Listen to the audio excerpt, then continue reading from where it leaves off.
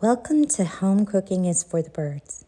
Let's just go ahead and get started on this recipe. This is a crock-pot recipe. It's so easy, and if you want to, you can buy your own fajita mix, but I'm going to make my own. So we're going to start with 2 teaspoons of onion powder.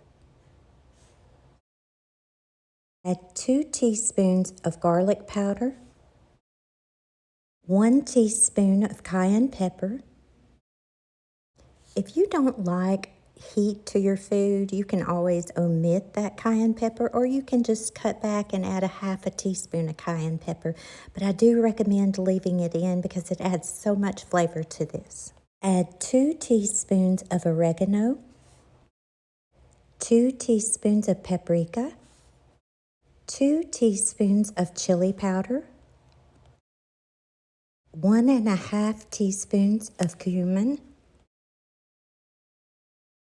salt and pepper to taste, and I'm going to guess you need at least a half a teaspoon of each.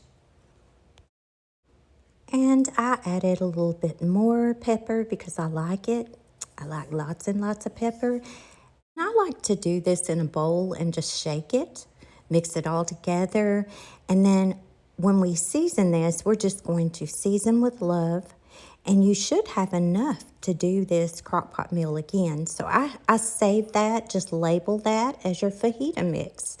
And then we're going to place about 5 chicken breasts in this crock-pot. And I'm guessing I've got close to maybe 4 pounds of chicken. And then we're going to add about a half a cup of chicken broth. And we're going to coat this chicken with about 3 tablespoons of this mix.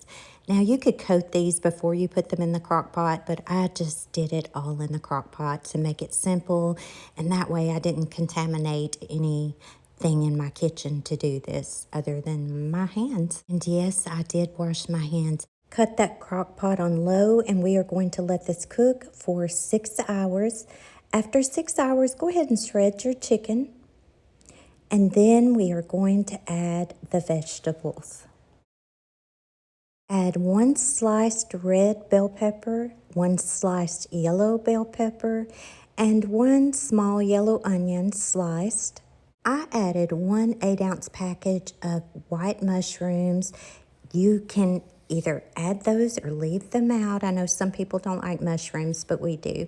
And then we're going to let this cook for another 2 hours. And voila!